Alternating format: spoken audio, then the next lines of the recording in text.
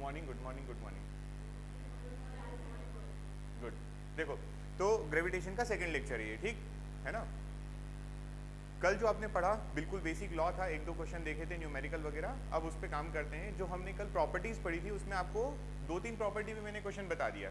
एक तो संरक्षी conservative force होता है, उस पर बता दिया है। एक बताया था कि ये आकर्षण की प्रकृति का होता है हमेशा, मतलब ये हमेशा अट्रैक्शन का होगा। वो स्पेस में से दो व्यक्ति गिर रहे थे, वो बता दिया, ठीक है। अब बात आती है अगले क्वेश्चन की। अगला क्वेश्चन बेस्ड है, मैं पहले से बोल देता हूँ आप लोगों को, ये क्वेश्चन आपके लिए बहुत आसान हो जाएगा। अदरवाइज आप आंसर तो निकाल लोगे, है ना। हो सकता है गलत निकालो, सही निकालो, जो भी। लेकिन ये क्वेश्चन है हमारी अगली प्रॉपर्टी, जिसमें हमने लिखा है कि ये सेंट्रल फोर्स होता है। कौन सा फोर्स होता है? सेंट्रल फोर्स मतलब, अरे वो तो हिंदी बोल दिया, केंद्रीय बल होता है। सेंटर टू सेंटर मतलब ये जो फोर्स होता है, गुरुत्वाकर्षण का जो फोर्स होता है, वो सेंटर से सेंटर जो लाइन ज्वाइन होती है उस लाइन के अलोंग लगता है, ठीक है। तो जरा ध्यान से देखो, आपके सामने ये क्वेश्चन है, इसको देखो। क्या पूछा गया है आपसे क्वेश्चन में? बोला गया है कि ये दो वस्तुएं रखी हुई है और इन दोनों के बीच में आपको गुरुत्वाकर्षण का बल पता करना है, ठीक है। इन जनरल आप आंसर निकालोगे तो क्या निकालोगे? चलो जल्दी से फटाफट निकालो। मैं आपको 1 मिनट का टाइम दे रहा हूँ, टाइम ज्यादा नहीं दूंगा, केवल आप यहां से फटाफट।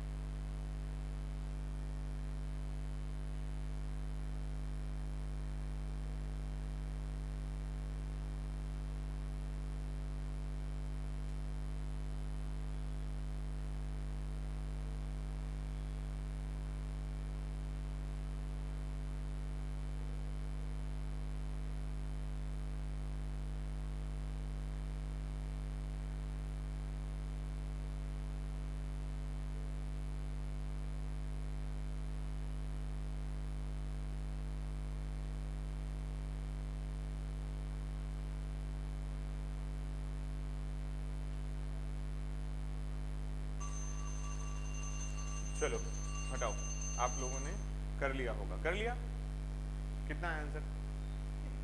अगर इतनी स्पीड नहीं है ना तो लिटरली आप ये सोच के चलो, वहाँ पे आपको पूरा क्वेश्चन, मैंने जहाँ से स्टार्ट किया था वहाँ से टाइमर नहीं दिया था ना, क्वेश्चन आपको पहले ही बता दिया था कि ये ऐसा क्वेश्चन रखा है, फिर आपको केवल सॉल्यूशन के लिए 1 मिनट दिया था।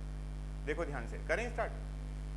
देखो पहली बात तो ये कि आपको क्या ध्यान रखना है, मैंने पहले प्रॉपर्टी भी बता दी, इवन क्वेश्चन देख के समझना ही नहीं था, आपको इतना सा ध्यान रखना था कि इसमें जो फोर्स लगेगा वो सेंटर टू सेंटर लगेगा, सेंटर ऑफ मास के लॉन्ग लाइन ज्वाइन होगी। तो इसका सेंटर ऑफ मास यहाँ आएगा बीच में, बोलिए हाँ या ना। इसका सेंटर ऑफ मास यहाँ आएगा और इसका सेंटर ऑफ मास यहाँ जाएगा। आप देखो, अगर ध्यान से देखोगे तो ये वाली लाइन और ये वाली लाइन क्या एक ही लाइन में है? एक लाइन में है ये, हाँ बोल रहे हो तुम लोग, बदतमीज हो एक नंबर के।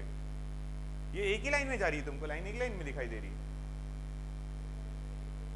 अलग अलग है ना। इसका मतलब ये है कि यहाँ पे अगर आपको फोर्स निकालना हो तो फोर्स कैसे निकलेगा? इसका ये सेंटर होगा और इसका सेंटर ऑफ ग्रेविटी है, जो भी आपको बोलना है, तो ये लाइन ऐसी ज्वाइन होगी, समझे कुछ बात? ये लाइन ज्वाइन होगी, मैंने इसको सेंटर ऑफ ग्रेविटी से थोड़ा ऊपर बनाया, पर समझ गए अब आपका जो फोर्स निकलेगा वो इन दोनों के बीच में कुछ इस तरीके से निकलेगा। क्लियर है? हम लोग अभी तक कैसे पढ़ते आए थे कि एक आपके पास बॉडी ये है, एक बॉडी ये है, तो आप इन दोनों को ज्वाइन करते हो, ये फोर्स बनाते हो, इस तरीके से बनाते हो। लेकिन यहाँ पर अगर आप देखोगे तो इसका सेंटर ऑफ ग्रेविटी कहाँ जाएगा? यहाँ, और उसका सेंटर ऑफ ग्रेविटी उसके सेंटर पे, मतलब मिड पॉइंट पे। तो आपको जो फोर्स निकालना है वो ये वाला निकालना है, ठीक है। अब फोर्स का फॉर्मूला क्या होता है? इजी है फॉर्मूला, तो फॉर्मूला क्या होता है? फोर्स बराबर क्या होता है? G times of m1 m2 divided by r square, ठीक। अब जरा ध्यान से देखो, क्या यहाँ पर मास दिए हुए दोनों के? मास दिए हुए मतलब मुझे m1 m2 दोनों पता है। नीचे क्या लिखा है? Distance, distance between both bodies. ये दोनों आपको बॉडी दिए, ऑब्जेक्ट दिए, इन दोनों के बीच की डिस्टेंस कितनी होगी? डिस्टेंस L/2, L/2 होगी पक्का। मुझे एक बात बताओ, चलो फिर से, कौन सी L/2 है? ये A से B वाली L/2 है या A से C वाली L/2? A से B वाली। और हमको कौन सी लिखना है? A से C। तो फिर कैसे बोल रहे हो आपकी L/2 इन दोनों के बीच की डिस्टेंस नहीं होगी? बिल्कुल नहीं होगी, समझ गए? तो जरा ध्यान से देखना, क्या मैं बोल सकता हूँ कि A से B डिस्टेंस कितनी है? L/2। ये वाली डिस्टेंस अगर आपसे कोई पूछे तो देखो ये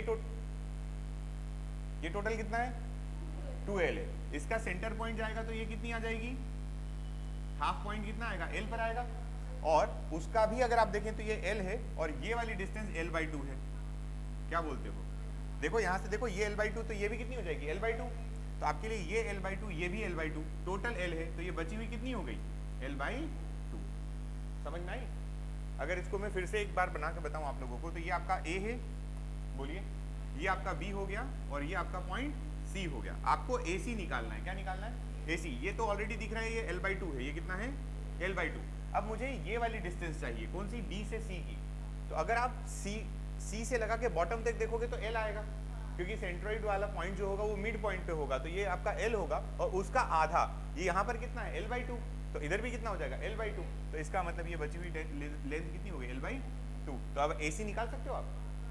ac निकालोगे तो कितना आएगा l/2 का होल स्क्वायर प्लस l/2 का होल स्क्वायर, मतलब l²/4, l²/4 मतलब कितना हो जाएगा 2l², मतलब l²/2, बोलो l/2 √2, l/2। रूट से बाहर भी निकालोगे कि नहीं निकालोगे, क्लियर है ये बात। तो अगर ये डिस्टेंस आपसे नहीं, गलत लिखा है, l/√2 नहीं होगा, देखो कितना होगा l²/4 प्लस l²/4, यही होने वाला है, सही लिख रहा हूँ। तो कितना हो जाएगा l²/2, रूट में सही तो लिखा है ना, l/√2 हो जाएगी डिस्टेंस, कितनी हो जाएगी l/√2। बस वैल्यू रख दो। यहाँ पर कितना g, m कितना है m, ये कितना है 2m डिवाइडेड बाई r² कितना हो गया आपका l/√2 का स्क्वायर। बस √2 का स्क्वायर करोगे तो 2 हो जाएगा, 2 ऊपर चले जाएगा, तो 2 और 2 4 हो जाएगा, 4g m² divided by l²। ये आपका आंसर है इसका। और आप निकालते तो आप क्या निकालते, l/2 लिखते, कितना लिखते, तो गलत हो जाता आपका आंसर। बोलिए, है ना। आप सोच रहे थे कि दोनों के बीच में डिस्टेंस क्या है, l/2 है, l/2 डिस्टेंस है ही नहीं। डिस्टेंस कितनी है, डिस्टेंस जो सेंटर से सेंटर, आपको फोर्स जहां लगाना, दो बॉडी के बीच की डिस्टेंस कहां से ले, कल भी मैंने आपको ये बात बताई थी प्रीवियस लेक्चर में भी, कि पॉइंट से पॉइंट मतलब सेंटर से सेंटर की डिस्टेंस ली जाती है। तो इसका सेंट्रॉइड यहाँ है, इसका सेंट्रॉइड यहाँ है, तो डिस्टेंस AC होगी ना कि AB। समझ में आया, ये गलती नहीं होना चाहिए, इसलिए ये क्वेश्चन लिया था कि आपका जो अगली प्रॉपर्टी है उस पर ये क्वेश्चन बेस्ड था। ठीक, करो इसको नोट डाउन। क्या करोगे नोट डाउन, आंसर समझ में आ जाएगा, ऊपर लिखा है। हाँ, कि ऊपर नीचे करूँ, आप बोलो तो मैं कर दूँ, आ जाएगा ना। बढ़े आगे, ठीक। अब अगला देखो, ये क्वेश्चन देखो, ये थोड़ा सा एक अपने अलग टाइप का है। इस क्वेश्चन को पढ़ो आप फटाफट, अच्छे से पढ़ना, मैं पूछूंगा कि क्या क्वेश्चन पूछा गया है।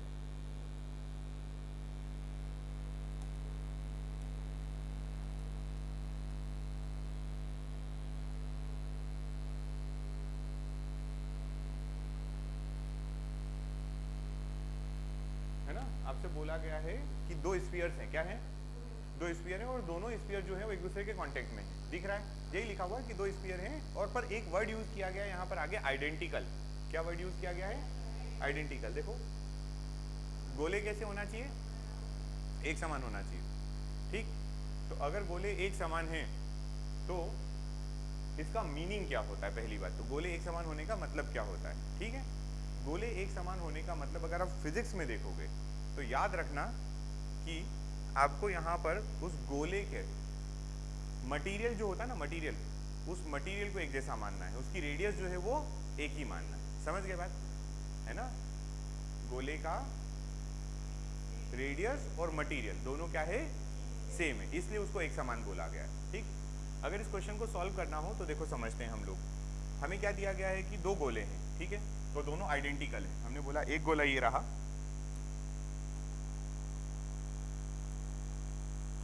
और दूसरा गोला ये रहा, और दोनों को क्या बोला, दोनों किसमें है, कांटेक्ट में, एक दूसरे के पास में है। कांटेक्ट मतलब ये देखो लिखा है संपर्क में रखे गए, कांटेक्ट में, तो हमने गैप नहीं रखा इन दोनों के बीच में। ठीक है, फिर और क्या बोला गया है कि the force of gravitation between the sphere will be proportional to, बोला गया है कि बताओ इन दोनों के बीच में जो ग्रेविटेशन का फोर्स लगेगा वो किसके प्रोपोर्शन होगा। और यहाँ पर एक चीज दे दी आपको, रेडियस। क्या दी हुई है, रेडियस। कितनी दी है रेडियस आपको, रेडियस जो दी है वो r दी है, दोनों की r दी हुई है। क्या, तो क्या मैं बोल सकता हूँ कि यहाँ से यहाँ तक की रेडियस भी r हो गई और ये वाली रेडियस भी कितनी हो गई, है ना, ये दोनों आपको कितनी दी हुई है, r दी हुई है। क्लियर?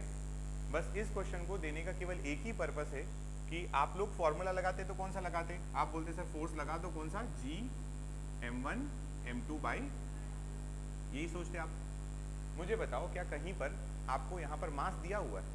नहीं दिया ना, मास नहीं दिया हुआ। जब मास नहीं दिया हुआ और आपको बोला है कि गोले कैसे हो? आइडेंटिकल हो, एक समान हो, तो ध्यान रखना आइडेंटिकल में मैंने दो बातें बोली आपको। एक तो साइज, क्या बोला? साइज। साइज मतलब उसका आकार सेम होना चाहिए, और दूसरा मटेरियल सेम होना चाहिए। क्या सेम होना चाहिए यहाँ पर? और जब कभी फिजिक्स में मटेरियल सेम होता है तो उसकी डेंसिटी सेम आती है। क्या सेम आती है? मतलब इस क्वेश्चन में आपको मास नहीं लेना है, आपको डेंसिटी के टर्म में लेना है। किसके टर्म में लेना है? और अगर मान लो ये क्वेश्चन फिर भी आपको पेपर में आ गया और आपको कुछ समझ में नहीं आ रहा, तो आप चार ऑप्शन पढ़ के देखो, आपका आंसर बिल्कुल कहीं से भी सही नहीं होगा। देखो जरा ऑप्शन, इसीलिए मैंने इंक्लूड किए हैं। क्वेश्चन पढ़ो, बोला गया है कि गुरुत्वाकर्षण का जो फोर्स है ना वो किसके प्रोपोर्शनल है? तो ऑप्शन देखो क्या क्या लिखा हुआ है। क्या वो r के प्रोपोर्शनल है? क्या वो r स्क्वायर के समानुपाती है? r क्यूब और r की पावर 4? मुझे बताओ गुरुत्वाकर्षण के फोर्स में क्या इसके प्रोपोर्शन होता है? कभी भी इनवर्सली प्रोपोर्शनल होता है r स्क्वायर के, हाँ या ना? क्योंकि आपने लिखा ना, तो ये इनवर्सली प्रोपोर्शनल r स्क्वायर है, प्रोपोर्शनल टू r स्क्वायर कभी भी नहीं होता। अगर गलती से ये क्वेश्चन आ भी जाता तो आप इन चार ऑप्शन में से कोई करेक्ट कर ही नहीं सकते थे, क्योंकि हमें पता ही नहीं कि गुरुत्वाकर्षण का बल इनके समानुपाती हो पाएगा या नहीं हो पाएगा। क्लियर है? अब चार ऑप्शन दिए, मतलब आंसर तो होगा इसमें से कोई। करें सॉल्व? देखो कौन सा रटा हुआ, करें। तो सबसे पहले आपको ये मास जो दिया ना, तो दोनों ब्लॉक का आप इसका मान लो m1, इसका मान लो m2। आपको क्या निकालना पड़ेगी? डेंसिटी। क्या निकालना पड़ेगी? तो डेंसिटी क्या होती है? डेंसिटी होती है मास बाई वॉल्यूम। मुझे क्या चाहिए? यहाँ से मास चाहिए, तो मैं क्या बोल सकता हूँ? Rho into we. बोलिए, रो क्या हो गया? रो हो गया, मतलब सेम होगा। वॉल्यूम कितना होता है? किसी भी स्फीयर का वॉल्यूम कितना होता है?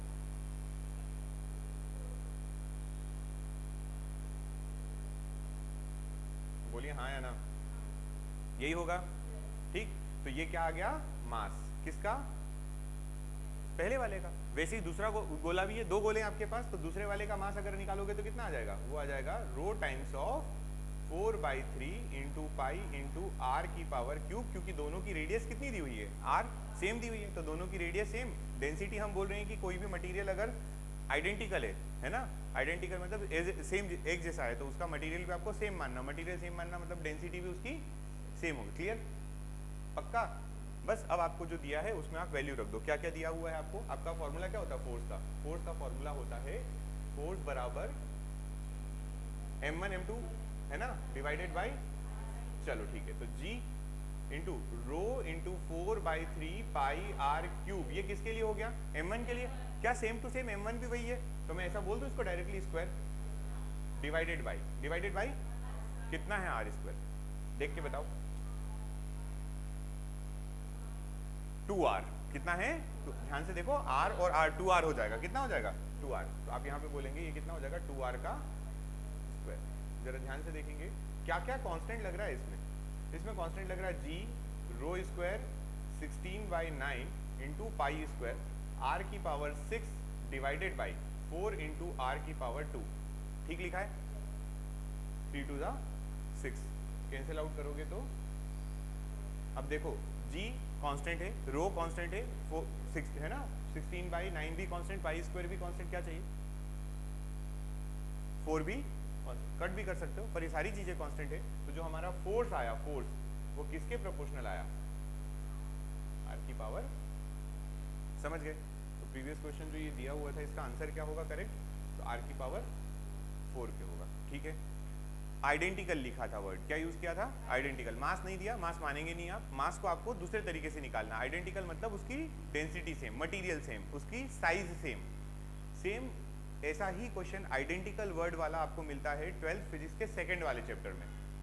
पोटेंशियल पढ़ते हो, इलेक्ट्रोस्टैटिक पोटेंशियल, वहां पर रहती है आइडेंटिकल बॉल्स। नीट में प्रीवियस ईयर में क्वेश्चन आया जिसमें 27 बॉल दी थी छोटी आर रेडियस की, आइडेंटिकल बॉल लिखा, उस पर क्या लिखा है? आइडेंटिकल, मतलब उसकी साइज जो है वो बिल्कुल सेम है, उसमें जो चार्जेस हैं वो बिल्कुल सेम है। ऐसा आइडेंटिकल का मतलब ये होता है। क्लियर? इस चैप्टर में मुझे मास की जरूरत थी, तो मास से रिलेट करती है डेंसिटी, तो मैंने आइडेंटिकल में डेंसिटी को सेम माना।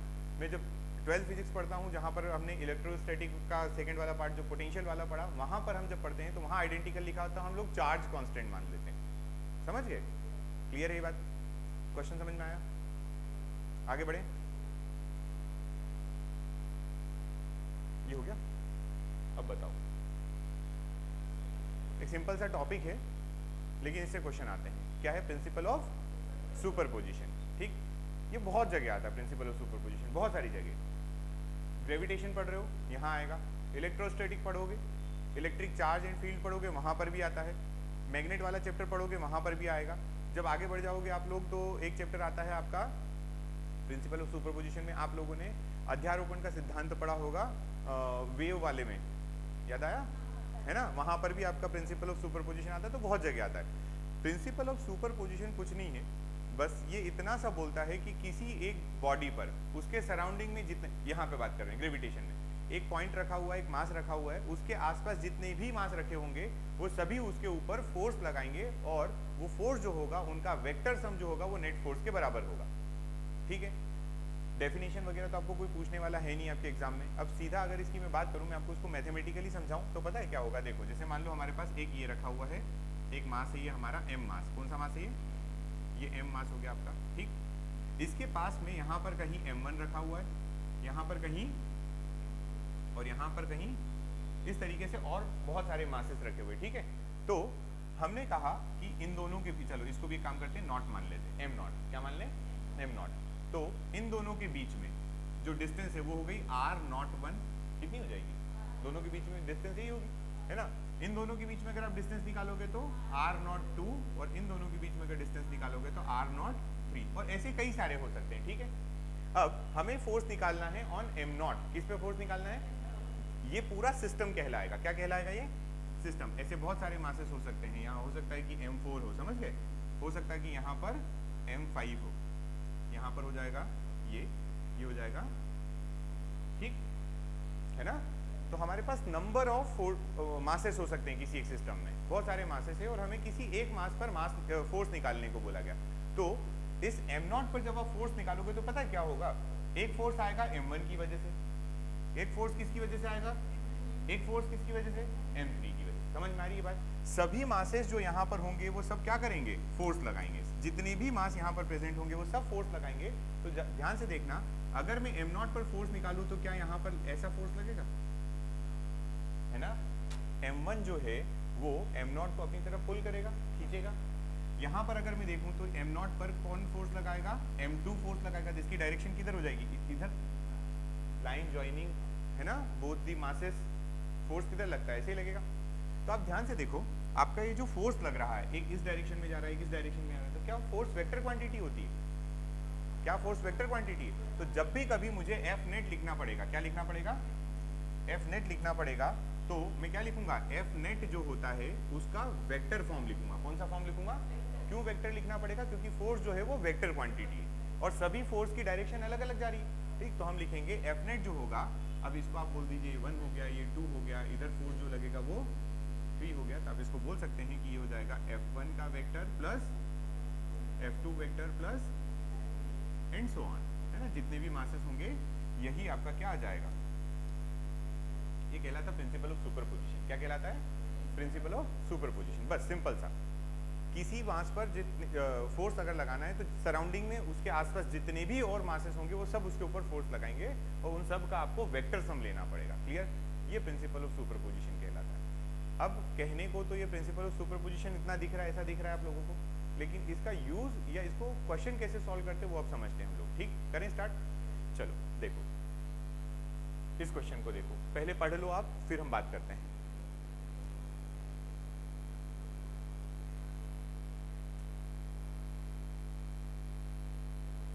क्या लिखा हुआ है? आपको एक ट्रायंगल दिया हुआ है। क्या दिया हुआ है? ट्रायंगल। ठीक है, और त्रिभुज के शीर्ष या वर्टेक्स जो है वहां पर सभी पर एम एम एम लिखा हुआ है। क्लियर? और आपको उसकी साइड भी दे दी गई है कि त्रिभुज जो है वो आपका अभी कैसा ट्रायंगल है? इक्विलेटरल ट्रायंगल, समबाहु त्रिभुज। देखो तीनों साइड्स कितनी है? ए है। ठीक, और आपको बोला गया है कि किसी एक शीर्ष पर, है ना, आप किसी भी एक वर्टाइसेस पर क्या निकाल के बता दीजिए? फोर्स निकाल कर बताए। आप खुद सोच के देखिए, अभी थोड़ी देर पहले जो आप प्रिंसिपल ऑफ सुपरपोजिशन बोल रहे थे उसमें ऐसा ही होता था। न्यूटन ने जो अपना गुरुत्वाकर्षण का नियम दिया वो क्या दिया? G m1 m2 by r square. Masses कितने हैं यहाँ पर? 2। हमेशा केवल 2 मास के बीच में ही फोर्स निकालना समझाया उन्होंने, पर हमारे पास सिस्टम में कितने मास आ गए? 3 मास आ गए। अब 3 मास आ गए तो कैसे सॉल्व करेंगे? तो जिस किसी मास पर आपको फोर्स निकालना है उसको पहले तो कंसीडर कर लो, किस पर निकालना है, तो आप कोई एक को मान लो, किसको मानना चाहते हो, किस पर निकालना, ऊपर वाले पे, ठीक है, मान लीजिए इस पर आप फोर्स निकालना चाहते हो, ठीक है ना। अब इस पर अगर आपको फोर्स निकालना है तो इसका जोड़ा बनेगा एक इसके साथ में और इसका एक पेयर बनेगा इसके साथ में। कितने फोर्स लगेंगे टोटल? 2। कितने फोर्सेस लगेंगे? 2। इस वाले मास को जो पुल करेगा वो कौन करेगा? तो एक तो इस मास को इधर पुल करा जाएगा, जो ये वाला मास पुल करेगा इसको, मतलब अट्रैक्ट करेगा अपनी तरफ, और इस मास को ये वाला मास भी अपनी तरफ अट्रैक्ट करेगा। तो एक फोर्स आएगा ये और एक फोर्स आएगा ये। क्या ये बात ठीक है? अब अगर आप अभी 11th में होते तो पता मैं क्या करता, मैं बोलता कि देखो फोर्स कितना होगा, फोर्स होगा, है ना, ऐसे करते, फिर दूसरा वाला फोर्स दिया, इसको आप 1 मान लेते, इसको आप 2 मान लेते, तो 1 ये निकलता, 2 फिर निकालते आप, है ना, करते आप ऐसे ही। लेकिन अब आपके पास ये सब करने का टाइम नहीं है, ये करना भी नहीं है, ये टाइम वेस्ट है। पता कैसे करना है इस क्वेश्चन को? अब आप इसको डायरेक्ट निपटाओ। डायरेक्ट कैसे करोगे बताता हूँ। देखो ये कितना लिखा, जल्दी बोलो, थोड़ा लाउडली बोलो, m, ये भी यहाँ पर कॉम्बिनेशन में m m दोनों जगह। क्या दोनों के बीच की डिस्टेंस a a है? क्या इनके बीच में लगने वाला फोर्स बराबर होगा? हाँ, है ना, इन पे फोर्स लगेगा वो बराबर। क्यों? क्योंकि g m1 m2 by r square था, तो g m m by a square, और इधर भी g m m by a square, यही होने वाला है। मतलब दोनों फोर्स आपस में बराबर है। पहली बात तो ये क्लियर हो गई। ठीक, प्रिंसिपल ऑफ सुपरपोजिशन में ये बोला गया था कि इनका वेक्टर सम सेम होना चाहिए, या वेक्टर सम के बराबर होना चाहिए। वेक्टर, है ना, आपने जो अभी पढ़ा उसमें यही बोला ना कि इनका वेक्टर सम होना चाहिए। क्या होना चाहिए? तो भाई साहब अगर आप यहाँ देखोगे तो इन दोनों फोर्सेस की डायरेक्शन अलग अलग है। क्या? ध्यान से देखो और जल्दी बोलो, क्या फोर्सेस की डायरेक्शन अलग अलग? मतलब एक फोर्स इधर जा रहा है, किधर जा रहा है, तो अलग अलग है। मुझे क्या चाहिए? सेम डायरेक्शन या एक ही तरफ चाहिए। तो मैं इस फोर्स को रिजॉल्व कर दूंगा। क्या कर दूंगा? रिजॉल्व। तो दो तरीके हैं, या तो आप ये वाला रिजोल्यूशन करो तब भी आंसर वही आएगा, अदरवाइज आपने वेक्टर चैप्टर पढ़ा। वेक्टर चैप्टर में किन्हीं भी दो फोर्सेस का एफ नेट निकालने का फॉर्मूला क्या था? क्या वो ये वाला फॉर्मूला था? जल्दी बोलिए, पढ़ा हुआ है ये, है ना, 2F1 F2, यही होता है ना, ये आपके पास फॉर्मूला है। F पता है, F2 पता है, 2F2 F1 दोनों हो जाएंगे। बस केवल दिक्कत किसकी है? थीटा की। तो थीटा भी बिना सोचे समझे आपको पता होना चाहिए। कितना है थीटा? मतलब दोनों फोर्स के बीच में एंगल कितना है ना, कितना है? कैसे 60 डिग्री है? क्योंकि आपको पता है ये इक्विलेटरल ट्राइंगल है। इक्विलेटरल ट्राइंगल मतलब इसके तीनों कोण जो होंगे वो कितने के होंगे? 60 के। बस आंसर निकाल दो। कैसे करोगे? देखो, कुछ वैल्यू नहीं रखना है भी अपन को, है ना, डायरेक्ट हम f यूज कर रहे हैं। क्या यूज कर रहे हैं? f। तो हमने यहाँ लिखा f का square plus twice of f into cos 60 कितना? 1/2। तो क्या 1/2 से ये कैंसिल आउट हो जाएगा? 1/2 से 2 कैंसिल आउट हो जाएगा, ये बनेगा f स्क्वायर। क्या बनेगा? तो कितना? f square. तो ये हुआ आपका √3f स्क्वायर। इसका मतलब f रूट, तो आपका जो f नेट आया किसी भी एक मास पर वो कितना आया? f√3। अब देखो f तो हमने माना था, f की कुछ तो वैल्यू होगी ना, तो वो कितनी होगी? तो हमने कहा g पहला वाला m दूसरा वाला m divided by a square into √3। समझ में आ गई बात? तो नेट फोर्स जो लगेगा वो कितना लगेगा? इतना आपके सामने। नेट फोर्स जो आएगा वो आएगा √3 times of g m square divided by a square, ये वाला नेट फोर्स। क्लियर? निकाल सकते हैं। देखो अगर आप वैल्यू रखोगे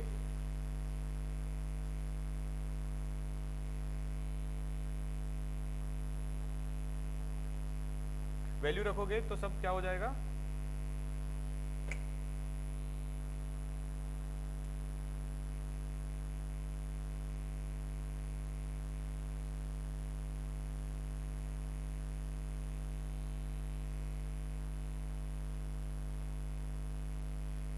समझ तो गए? ठीक है। इसी तरीके से अगर आपको ये क्वेश्चन दिया हुआ है तब आंसर निकालिए।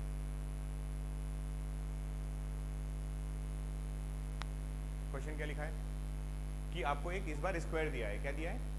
स्क्वायर दिया है और उसके चारों कॉर्नर्स पे मास रखे हुए हैं। ठीक है, mm kg m रखा हुआ है और डिस्टेंस मतलब स्क्वायर है तो कोई एक साइड दे देता, काम बन जाता। a दिया है आपको, और बोला है कि किसी एक कॉर्नर पर आपको क्या निकालना है, फोर्स।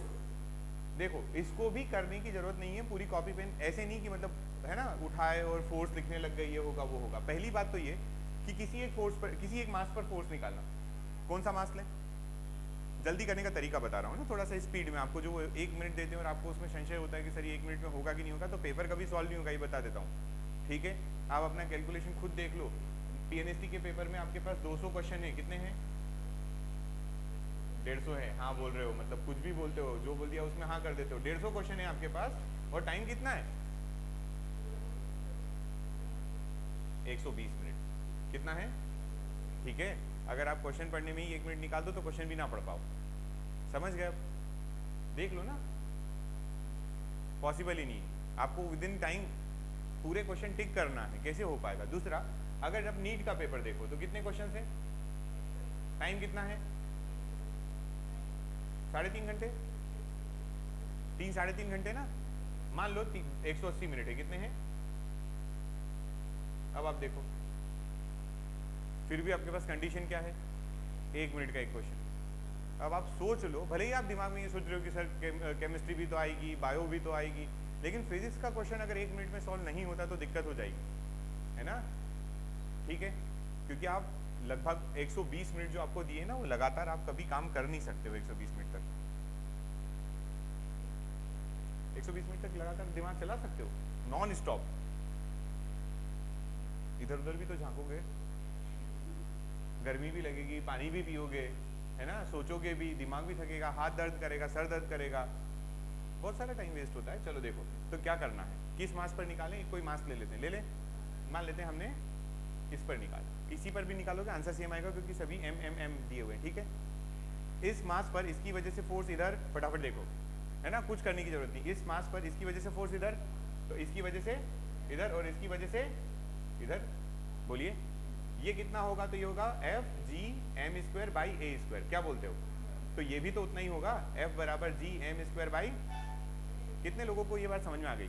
करने की जरूरत नहीं है, डायरेक्ट हो रहा है, क्यों, क्योंकि एम एम कॉम्बिनेशन ए ए दिया है, सेम सेम है, तो इतना ही लगेगा।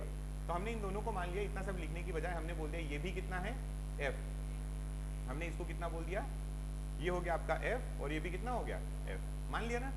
इस पे निकाल रहे हैं। अब ये तीसरा देखो, इसको देखो ध्यान से, इसको अगर देखोगे तो यहाँ से यहाँ तक की दूरी कितनी होती है, A√2, ए बाई कौन बोल रहा है, A√2 होती है ना दादा, A√2 कितनी है, डायगोनल की साइज निकालना, सेंटर से डिस्टेंस नहीं निकाल रहे, जो तुम बोल रही हो सेंटर से सोच रही हो, मैं यहाँ से यहाँ तक की बोल रहा हूँ, तो A√2 हो गई, बोलो हाँ है ना। तो अगर मैं बोलूँ कि यहाँ पे फोर्स जो लगता है वो कितना लगेगा, जी एम स्क्वायर बाई A√2 का होल स्क्वायर, तो A√2 का होल स्क्वायर मतलब A स्क्वायर इंटू 2, बोलो इंटू, भाई साहब ये तो फिर से फोर्स हो गया ना जो पहले निकाला, तो F/2 नहीं हो गया, तो हमको यहाँ पर कुछ नहीं करना है, आप इसको डायरेक्टली बोल सकते हैं F/2, √2 नहीं 2, समझ गए, पल्ले पड़ी। बस अब आपको इस मास को यहाँ कंसीडर करो, देखो एक फोर्स इधर गया, एक फोर्स इधर गया, ये फोर्स कितना है F, ये फोर्स कितना है, यहाँ पर फोर्स कितना जा रहा है F/2। जरा ध्यान से देखकर मुझे बताना, क्या ये वाली डायगोनल जो होता है, इधर से 45 इधर से 45 होता है, बिल्कुल होता है, क्योंकि ये स्क्वायर दिया है, क्या दिया है स्क्वायर। तो भाई साहब इस फोर्स का और इस फोर्स का जब आप निकालेंगे क्या, रिजल्टेंट, क्या निकालोगे, रिजल्टेंट, तो इन दोनों का रिजल्टेंट किधर जाएगा, इधर 45 पे, क्योंकि दोनों 90 पे जा रहे हैं, है ना, दोनों 90 पे एफ एफ जा रहे हैं, तो बीच में ही जाएगा बिल्कुल।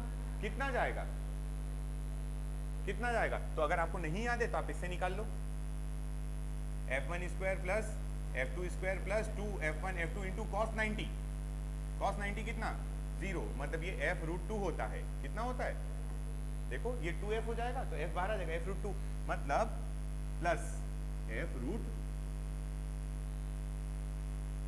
नहीं समझे, देखो F/2 किसका था, इन दोनों के बीच में, और इन दोनों का जो रिजल्टेंट आया वो कितना आया। अब दोनों फोर्स अगर एक ही डायरेक्शन में जा रहे हैं तो F/2 प्लस, खत्म आंसर, F की वैल्यू निकाल दो, F की वैल्यू कितनी है, तो आप बोलोगे F की वैल्यू है GMM बाई A स्क्वायर, ये F की वैल्यू, F की वैल्यू है। अब ये मत सोचो कि सर इसकी डिस्टेंस अलग हो गई, भाई F की वैल्यू कितनी होती, तो हमने F की वैल्यू यहाँ से समझी थी, GM into M divided by, खत्म, क्वेश्चन ही खत्म हो गया, ये आंसर है इसका, ये वाला। नेट फोर्स निकल के आ, अरे ये वाला नहीं, ये आंसर है इसका, F/2 प्लस F√2। कितने लोगों को ये बात समझ में नहीं आई वो बताओ मुझे। नहीं पानी पीना पड़ रहा है, इतनी दिक्कत हो गई? छोटा सा तो क्वेश्चन है, ठीक है, बड़ा आसान है ना। सेम क्वेश्चन आपको 3 बार मिलेगा, कितनी बार? 3 बार। एक बार अभी बता दिया, एक बार मिलेगा इलेक्ट्रोस्टैटिक में, कहाँ मिलेगा?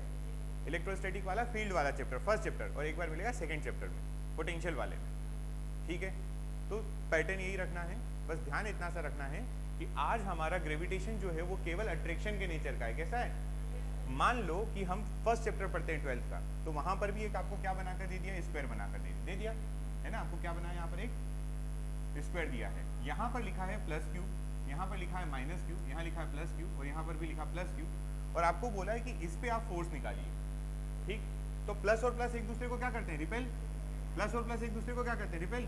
और ये प्लस माइनस एक दूसरे को अट्रैक्ट। बस केवल डायरेक्शन का डिफरेंस आएगा और कुछ भी नहीं आएगा, आंसर वही होगा। मतलब आंसर वही होगा से मतलब तरीका, मेथड पूरी वही होना चाहिए, होगी, बस आपकी डायरेक्शन अलग हो जाएगी। समझ में आई बात? इन दोनों का जो रिजल्टेंट निकालोगे वो किधर जाएगा? इधर की तरफ। कितना? F√2, और इसका कितना जाएगा? F/2। अब एक पॉइंट पे फोर्स लग रहा है, इधर जा रहा है F√2 और इधर जा रहा है F/2, तो ज्यादा कौन है? F√2।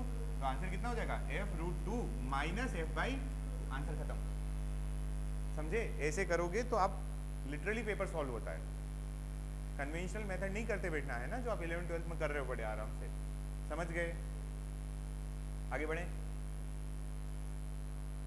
रो मत तुम, ठीक है। अब देखो आगे, हेडिंग पढ़ो।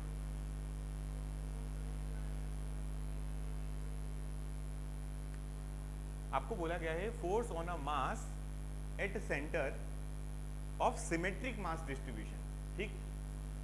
अलग अलग शेप दिखाई दे रहे हैं, तो जो बना रहा हूं उसको ध्यान से देखना, ठीक है। यहाँ पर m रखा है, यहाँ पर भी m रखा, यहाँ पर भी m रखा है, यहाँ हमने 2m, ये आपकी मर्जी, कितना भी m रखना है आपको। आप बोलो 5m रखना, 5m, और आप बोलो सर 5 करोड़ m, तो मैं वो भी रख देता हूँ, ठीक। रख दूँ? देखो ये कुछ भी हो सकता बहन। 1 kg मान लो, कितना मान लो, कोई फर्क नहीं पड़ेगा, समझ गए। बस ऊपर एक हेडिंग में जो चीज लिखी उसको ध्यान देना है आपको। ये क्या लिखा है? कैसा होना चाहिए? सममित होना चाहिए। ध्यान से देखो, एक जगह m लिया, एक जगह 2m ले लिया, और कहीं पर अपन ने कुछ kg में ले लिया। क्लियर? और आपको फोर्स कहाँ निकालना है? आपको फोर्स निकालना है इनका सेंट्रॉइड, मतलब है ना, ये इसका सेंट्रॉइड हो गया, ये इसका सेंटर हो जाएगा, और इसका सेंटर, समझ गए बात? सेंट्रॉइड को हमने C से डिनोट कर दिया। अब इस क्वेश्चन का आंसर बहुत आसान है, देखो क्या होगा, कैसे सॉल्व करोगे। एक तो पहले इस मास की, और यहाँ पर एक कोई मास रखा होगा, लिखा ना centre force on a mass at centre, तो m अपन ने मान लिया यहाँ पर मास रखा हुआ है, ठीक है ना। तो यहाँ पर भी कितना है? m मास। इसको समझते हैं। क्या करोगे? सबसे पहले यहाँ से फोर्स लगाओगे, बोलो हाँ या ना। लगाओगे तो फोर्स किधर लगेगा? इधर की तरफ। फिर इस पे फोर्स लगाओगे तो किधर लगेगा? इधर की तरफ। और फिर इस पे फोर्स लगाओगे तो फोर्स किधर लगेगा? इधर की तरफ। अल्टीमेटली ये जो बीच में C लिखा हुआ है ना, इस C पर आपके पास फोर्स किधर आएगा? एक फोर्स आएगा इधर, दो फोर्स आएंगे इधर, आएंगे। क्या ये सभी फोर्सेस बराबर होंगे? हाँ, क्योंकि वर्ड यूज हुआ है सममित, है ना। मास जो है वो सिमेट्रिक है पूरा, तो जो वैल्यू होगी वो सब कैसी होगी? सेम होगी। वैल्यू अगर सेम होगी तो ये भी F, ये भी F, और ये भी F। कितना आ रहा है उससे कोई फर्क नहीं पड़ता। 0.5 न्यूटन आ रहा है या 500 न्यूटन आ रहा है या 5 किलो न्यूटन आ रहा है, उससे कोई फर्क नहीं पड़ेगा। F मतलब F, तीनों फोर्सेस आपस में बराबर होंगे। हो गए? अब आप लोगों ने, या तो आप, दो तरीके हैं सॉल्व करने के। कितने? दो तरीके। या तो आप लेमीज थ्योरम जानते हो। क्या जानते हो? Lami's theorem. याद आया? ऐसी बनती थी लेमीज थ्योरम, है ना। आप उससे आंसर निकालो तब भी आंसर 0 हो जाएगा, और अगर आपको उससे आंसर नहीं निकालना है तब आप इसको क्या करो? x y में डिवाइड कर दो। क्या कर दो? इस फोर्स को आप यहाँ से थीटा मान लो, इसका ये वाला थीटा मान लो, तो इस फोर्स का एक कंपोनेंट इधर आ जाएगा f cos थीटा। क्या आ जाएगा? और इस फोर्स का भी किधर आ जाएगा? f cos theta. ये कितना हो जाएगा? तो f sin थीटा, और इधर कितना चले जाएगा? f sin theta. क्या है? क्लियर है? तो sin थीटा से sin थीटा, ये 2f cos थीटा बन जाएगा। कितना बन जाएगा? 2f cos theta. जरा ध्यान से देखना, अगर ये एंगल 60 डिग्री था, कितना था, तो ये कितना हो जाएगा 30, ये भी कितना 30, तो ये भी एंगल कितना 30, तो ये वाला एंगल कितना 30 30 60 120 120 कितना हो जाएगा 120, तो ये वाला एंगल ये टोटल 120, इसका आधा कितना 60, और ये कितना हो गया, ऊपर की तरफ लग रहा है फोर्स F, ऊपर की तरफ, नीचे की तरफ 2F cos 60, cos 60 मतलब 1/2, तो ये F से F 0, समझ में आया, मैंने डायरेक्टली निपटा दिया है, पर समझ गए आप, एंगल भी बहुत जल्दी बता दिया। देखो टोटल एंगल कितना होगा 60 डिग्री, तो ये आधा कितना होगा 30, ये 30 होगा, तो ये वाला भी, तो ये जो आपने बनाया है यहाँ से यहाँ तक, इसके बीच में एंगल कितना हो गया टोटल 120, तो उसका आधा 60, जब लिखोगे तो ये 2F cos 60 आ जाएगा नीचे की तरफ, 2F cos 60, cos 60 में 1/2, तो 1/2 करोगे तो मालूम है, तो सो रही है ना वो,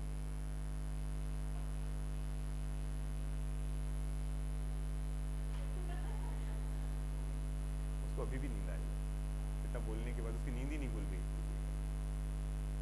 नहीं आ रही, पक्का, खड़ी हो, खड़ी हो, देखो नहीं हो पा रही, उसको सुनाई भी नहीं दे रहा है, खड़ी हो, लड़खड़ाना मत, दो सिम्टम होंगे लड़खड़ाने के, या तो नींद बहुत आ रही होगी भयंकर, या फिर तुम दूसरा जानते हो, थोड़ी देर खड़ी रहो, ठीक है।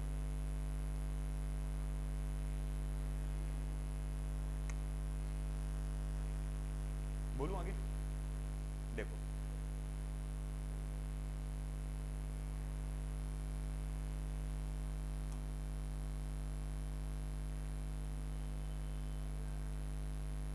एक बार और ध्यान से सुनो, आप लोगों ने ट्रायंगल वाला निकाल लिया ना, ट्रायंगल वाला निकाल लिया, अब एक काम करते हैं हम लोग इस वाला, ये वाला करते हैं, यहाँ कितना लिखा था 2m, यहाँ पर निकालना ना, एक बार और समझ लो, सब समझ में आ जाएगा, यहाँ पे मास लिखा है, ठीक है, क्लियर, ये स्क्वायर दिया है, क्या दिया है, अभी भी डिस्ट्रीब्यूशन कैसा है सिमेट्रिक, देखो यहाँ 2m 2m 2m 2m, और निकालना कहाँ है सेंटर पे, सेंटर पे आपने बोला मास m होना चाहिए, 2m होना चाहिए, 5m होना चाहिए, जो आपका मन करे वो ले लेना, ठीक है, सेंटर पे कुछ भी मास ले सकते हो आप, बाकी आपकी ये सिमेट्रिक होना चाहिए। अब आप निकालो क्या फोर्स, देखो ध्यान से, इस 5m की वजह से 2m पर फोर्स इधर आएगा, कितना आएगा, तो F इंटू F बराबर G 5m 2m divided by इन दोनों के बीच की डिस्टेंस का स्क्वायर, इस 5m की वजह से 2m इधर की तरफ फोर्स लगाएगा, कितना आएगा G 2m 5m divided by दोनों के बीच की डिस्टेंस का स्क्वायर, आया ना, क्या ये वाला फोर्स और ये वाला फोर्स बराबर होंगे, हाँ बिल्कुल बराबर होंगे, तो एक दूसरे को,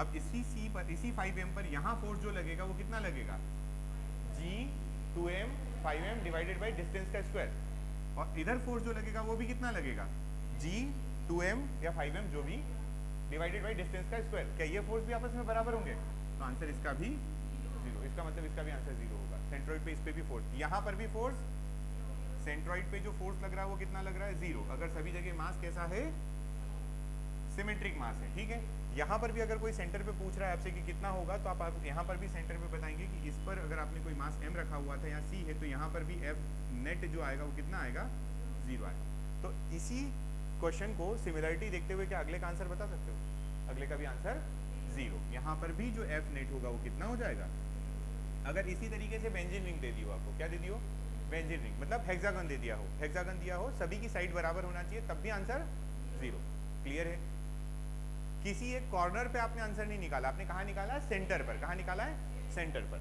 इतना क्लियर, चलो थोड़ा सा एक क्वेश्चन मैं आपको देता हूँ, उसको करना, बैठ जाओ देवी, मतलब करना तो क्या, आप मुझे आंसर बताना बस, ठीक है, कि कितना होगा आंसर,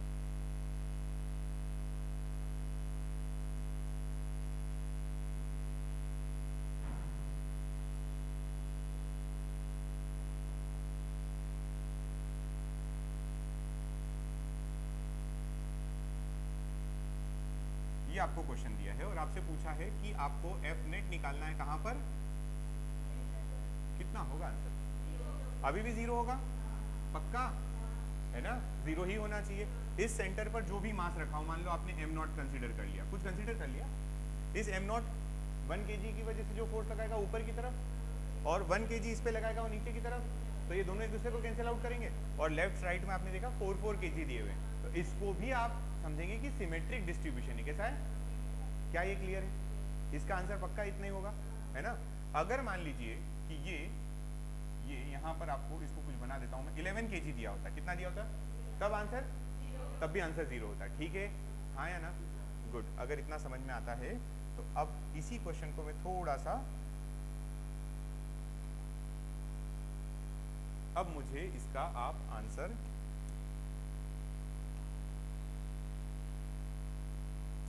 निकाल कर बताइए।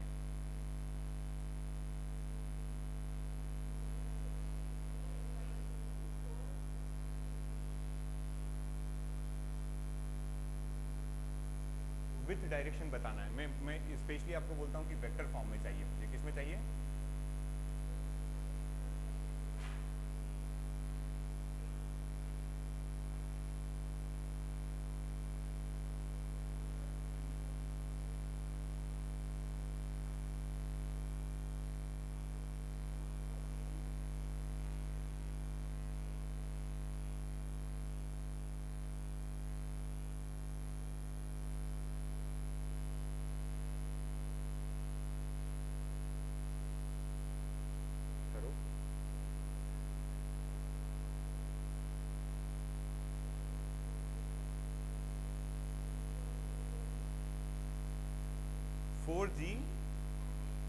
Four G by a square, ये आया सबका।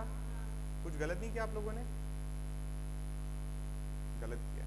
देखो इधर ध्यान से देखो, बोलूं सबसे पहले तो ये 11 kg और 1 kg के बीच में फोर्स इधर लगेगा F, और इस 11 kg और 1 kg के बीच में भी फोर्स लगेगा F। इतना सभी का ठीक है? बोलिए हाँ है ना। अब फोर्स मान लो इसको 1 1 मान लो, कितना होगा, तो G into 1 into 11 divided by जो भी इन दोनों के बीच की डिस्टेंस है उसका स्क्वायर। तो इसमें भी तो इतना ही होगा, कितना, G into 1 into 11 divided by दोनों के बीच की डिस्टेंस का स्क्वायर। तो इसका मतलब ये फोर्स जो है ये तो बराबर होंगे। इस F1 से इस F1 को आप कैंसिल आउट कर सकते हैं। अब आपके पास एक फोर्स और बचा है जो यहाँ 1 kg पर लगेगा इस 4 kg की वजह से। बोलिए हाँ है ना। क्या इधर कोई फोर्स मास है क्या? तो इधर कोई फोर्स लगेगा नहीं, इसका मतलब केवल फोर्स एक ही डायरेक्शन में जाएगा, वो इधर की तरफ जाएगा। तो ये फोर्स कितना होगा, F बराबर G times of 1 into 4 divided by इन दोनों के बीच की। अब क्या डिस्टेंस A है क्या? अरे भाई डिस्टेंस तो A ये थी, आपको ये वाली डिस्टेंस चाहिए, A बाई √2। कितनी है ये? पढ़ा है, इतनी ज्योमेट्री पढ़ाई तुमको, निकाल के बताइए वैल्यूज कितनी होगी। ये एक्चुअल में स्क्वायर दिया, देखो ना, ए थोड़ा सा घुमा के रख दिया, तुम भी घूम जाते हो। ये स्क्वायर तो है, ए स्क्वायर तो है, तो इस डायगोनल की डिस्टेंस कितनी होती है, A√2। अभी थोड़ी देर पहले बताई, और उसका हाफ कितना होगा, A√2/2। डायगोनल कितना होता है, तो A√2 होता है, और उसका आधा करना है तो ये कितना हो जाएगा, ऐसे लिखते हो ना, तो ये A/√2 नहीं होगा।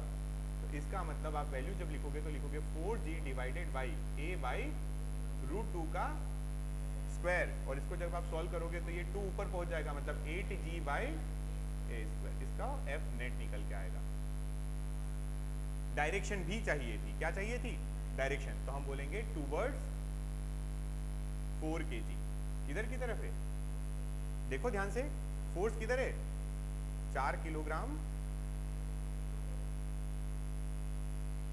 लिखा रहता है। ABCD दे देगा तो बोलेगा toward C2A, C2B, C2C, C2D या C2 जो भी है ना, ऐसा लिखा रहता है। डायरेक्शन अगर मांगेगा तो बिल्कुल समझ में आ रही है, अट्रैक्शन का फोर्स होगा। वो आपसे जानना चाह रहा है कि आपको पता है कि नहीं अट्रैक्शन का लगता है। मैग्नीट्यूड वाइज आंसर कितना आएगा, तो 8G/A स्क्वायर आ रहा है, ठीक है ना। हर बार सिमेट्रिसिटी दे दी, इसका मतलब आंसर 0 नहीं होगा। और चार मास दे रहे थे बार बार, तो आप 4 सोचो, अब 3 दिए तो 3 सोचो, 2 दिए तो 2 सोचो ना, क्या दिक्कत है। क्लियर है, अब तो गलती नहीं होगी। ऐसा हर बार बोलते हो तुम लोग। इधर देखो, अगला पॉइंट देखो क्या लिखा है, पढ़ो।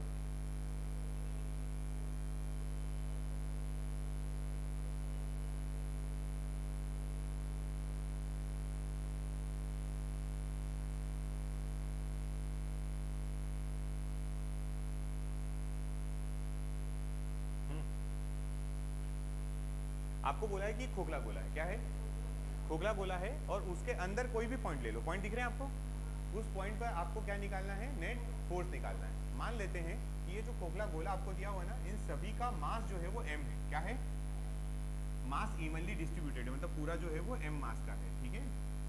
आप इसको ये समझ सकते हैं, आप लोगों ने फुटबॉल खेला, फुटबॉल है ना, फुटबॉल समझ लो, फुटबॉल कैसा होता है, बाहर कवर होगा और अंदर उसमें बिल्कुल हॉलो होता है, वो खोखला होता है फुटबॉल, अंदर से जो आप हवा भर देते हो। तो फुटबॉल का एक्चुअल में मास जो आता है फुटबॉल का, जो 1-8 किलो का या 1.5 किलो का जो फुटबॉल होता है, वो किसकी वजह से होता है, जो उसकी आउटर कवरिंग है वो उसी की वजह से होता है, बाकी अंदर भी हवा है बाहर भी हवा है। तो ये समझ लो कि आपके फुटबॉल थे, कोई भी एक हॉलो स्फीयर ले लो, आप गोला ले लो, और उसके बाहर मास जो ये मतलब उसकी जो पूरी आउटर रिंग है उसका मास कितना है, तो m है, आउटर कवरिंग है सरफेस का मास m है, और आपको अंदर वाले किसी भी पॉइंट पर, ये पॉइंट कहीं भी रखा हो, ठीक है, इसीलिए ये अलग अलग 3 बार लिए हैं। ये सेंटर पे दिख रहा है आपको, ये तो सेंटर पे नहीं दिख रहे दोनों। अगर आपसे ऐसा क्वेश्चन कभी भी पूछा जाता है कि किसी भी हॉलो स्फीयर के अंदर, क्या पूछा गया है, किसी भी हॉलो स्फीयर के अंदर कोई दूसरा मास रखा है, वहां पर अगर आपको नेट फोर्स निकालना है तो आंसर याद रखना, हमेशा हमेशा 0 आंसर होगा। कितना होगा, 0, चाहे वो सेंटर पे रखा हो चाहे वो साइड में क्यों ना रखा हो। क्लियर है। यहाँ पर भी आंसर कितना आएगा, एफ नेट 0 आएगा, यहाँ पर भी एफ नेट कितना आएगा, 0 आएगा, और यहाँ पर भी सभी जगह एफ नेट जो होंगे वो कितने होंगे, इवन यहाँ पर अगर कोई मास रखा होगा ना m1, तब भी एफ नेट जो आएगा वो कितना आएगा, इसका 0 ही आएगा। इनसाइड अगर कोई मास है, किसी हॉलो स्फीयर के इनसाइड अगर कोई पॉइंट है, मास है, पॉइंट मास रखा हुआ, तो उस पर जो नेट फोर्स लगेगा वो हमेशा 0 लगता है। अब आप थोड़ा सा दिमाग लगाना और सोचना, मैं बस केवल इसका आंसर कर देता हूँ, आप ये ना बोलो कि कैसे 0 आएगा, बताऊँ। देखो ये जो मास रखा, इसको नहीं करते, इसको करें। इस मास पर देखो ये क्या है, पूरा डिस्ट्रीब्यूटेड मास है m, इसका छोटा सा मास निकालोगे तो dm आ जाएगा। फिर आप क्या करोगे, आप इस dm और m के बीच में एक फोर्स निकालोगे, तो ये वाली डिस्टेंस आ जाएगी r, बोलो हाँ है ना, कितना आएगा, g dm into M naught by r square, या r1 का स्क्वायर आएगा। ऐसा ही dm इसके पास में कहीं यहाँ भी होगा, ऐसे पूरी जगह dm dm dm dm करोगे ना, यहाँ पर भी कितना होगा, dm। ये वाली डिस्टेंस कितनी होगी, ये वाली डिस्टेंस कुछ अलग होगी। क्यों अलग होगी, क्योंकि डिस्टेंस चेंज होगी। बोलो, तो डिस्टेंस और मास आपको पूरा इंटीग्रेट करना पड़ेगा। क्या करना पड़ेगा, इंटीग्रेशन। इंटीग्रेशन करोगे तो आपको आंसर जो मिलेगा वो मिल जाएगा 0। क्या मिल जाएगा, 0। ये डिस्टेंस चेंज होती जा रही है जगह जगह, तो फोर्स की वैल्यू भी चेंज हो जाएगी, क्योंकि फोर्स में inversely proportional to r square, तो फोर्स की वैल्यू चेंज होती जाएगी और आपका आंसर क्या आ जाएगा, 0। समझ गए, ऐसा होता है। अभी अब इसको पूरा डिटेल में करने की जरूरत नहीं है, हमारे काम का है ही नहीं वैसे भी, पर आपको इसका आंसर याद होना चाहिए सीधा। क्या इसका आंसर कितना आता है, तो 0 आता है।